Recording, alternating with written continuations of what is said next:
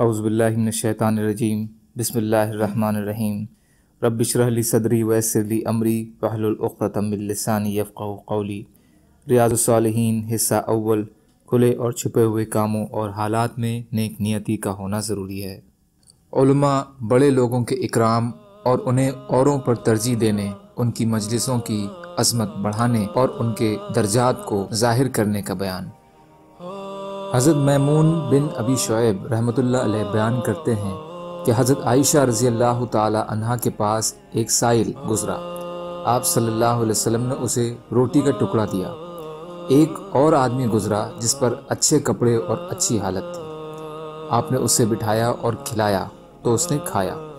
حضرت عائشہ رضی اللہ تعالی عنہا سے اس کی بابت پوچھا گیا تو انہوں نے کہا، رسول اللہ صلی اللہ علیہ وسلم نے فرمایا، لوگوں کو ان کے مرتبوں پر اتارو، ان کی حیثیت کے موافق ان سے سلوک کرو۔ اسے ابو داؤد نے روایت کیا ہے، لیکن یہ بھی کہا کہ میمون نے حضرت عائشہ رضی اللہ عنہا کو نہیں پایا۔ امام مسلم نے اسے اپنی صحیح کے شروع میں تعلیقاً ذکر کیا ہے اور کہا حضرت عائشہ رضی اللہ تعالی عنہا سے مذکور ہے۔ انہوں نے کہا، ہمیں رسول کریم صلی اللہ علیہ وسلم نے حکم دیا کہ ہم لوگوں کو ان کے مرتبوں پر اتاریں، اور اسے امام حاکم ابو عبداللہ نے اپنی کتاب معرفت علوم الحدیث میں ذکر کیا اور کہا کہ یہ حدیث صحیح ہے۔ فائدہ پہلا تو اس میں لوگوں کے درجوں اور ان کے مقام و منصب کی رعایت اور اس کے مطابق ان کے ساتھ سلوک کرنے کی تاکید ہے۔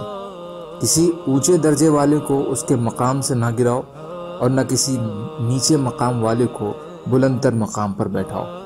ہر ایک کو اس کی حیثیت کے مطابق مقام دو، ورنہ بہت سی پریشانیوں کا سامنا کرنا پڑے گا۔ دوسرا، اپنی بات میں وزن پیدا کرنے کے لیے قرآن یا حدیث سے تجزیہ کرنا ایک مسلمان کا طریقہ ہے۔ حضرت ابن عباس رضی اللہ تعالی عنہ سے روایت ہے کہ عیینہ بن حسن مدینہ آئے اور اپنے بھتیجے حر بن قیس کے پاس ٹھہرے، اور حر ان لوگوں میں سے تھے جنہیں حضرت عمر رضی اللہ تعالی عنہ اپنے قریب جگہ دیتے تھے۔ اس کے علاوہ قرہ حضرات حضرت عمر رضی اللہ عنہ کی مجلس اور ان کی صلاح کار کمیٹی کے ارکان تھے، وہ بوڑھے ہوں یا جوان ہوں۔ عیینہ نے اپنے بھتیجے سے کہا، اے برادر زادے، تمہیں امیر المومنین کے ہاں خاص مقام حاصل ہے، مجھے ان سے ملنے کی اجازت لے دے۔ انہوں نے ان کے لیے اجازت مانگی۔ حضرت عمر رضی اللہ عنہ نے انہیں اجازت دے دی۔ جب وہ اندر داخل ہوئے تو کہنے لگے، اے ابن خطاب، اللہ کی قسم تم ہمیں زیادہ عطیہ نہیں دیتے اور نہ ہمارے بیچ انصاف سے فیصلہ کرتے ہو۔ حضرت عمر رضی اللہ تعالی عنہ یہ سن کر غصہ ہو گئے، یہاں تک کہ انہیں سزا دینے کا ارادہ کیا۔ تو حر نے ان سے کہا، امیر المومنین، اللہ تعالیٰ نے اپنے پیغمبر سے فرمایا کہ عفو اور درگزر اختیار کریں، نیکی کا حکم دیں اور جاہلوں سے نہ الجھیں، اور یہ عیینہ بھی جاہلوں میں سے ہیں۔ اللہ کی قسم، حضرت عمر رضی اللہ تعالی عنہ کے سامنے جب انہوں نے یہ آیت تلاوت کی تو انہوں نے اس سے تجاوز نہیں کیا، یعنی اس پر عمل کیا، اور وہ اللہ کی کتاب کے حکم پر ٹھہرنے جانے والے تھے، یعنی اسے سن کر اپنا ارادہ ختم کر دیتے اور کتاب اللہ کے حکم کو ترجیح دیتے۔ بخاری۔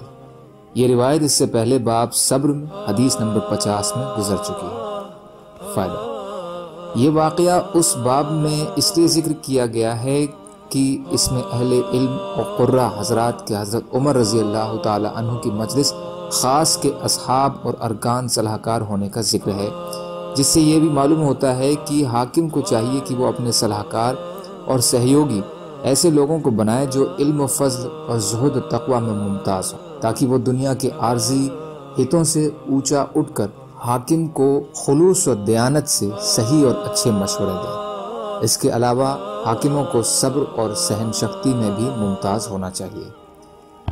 حضرت ابو سعید سمرہ بن جندب رضی اللہ تعالی عنہ سے روایت ہے کہ میں رسول کریم صلی اللہ علیہ وسلم کے زمانے میں نوعمر بچہ تھا، اور آپ صلی اللہ علیہ وسلم کی باتیں یاد کر لیتا تھا، لیکن انہیں بیان کرنے سے مجھے یہ بات روکتی تھی کہ وہاں مجھ سے زیادہ عمر والے لوگ موجود تھے۔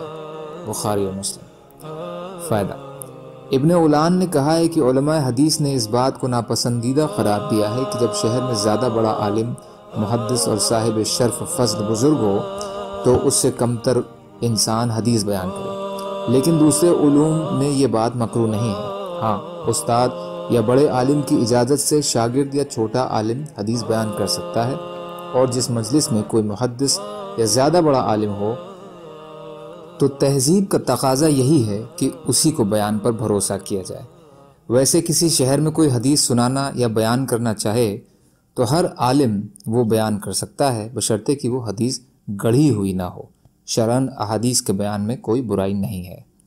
سبحان اللہ و بحمدہ، سبحانک اللہم و بحمدک، اشہد ان لا الہ الا انت، استغفرک و اتوب الیک۔ سبحان ربک رب العزت عما یصفون، وسلام علی المرسلین، والحمد للہ رب العالمین، برحمتک یا ارحم الراحمین، لا الہ الا اللہ، محمد رسول اللہ۔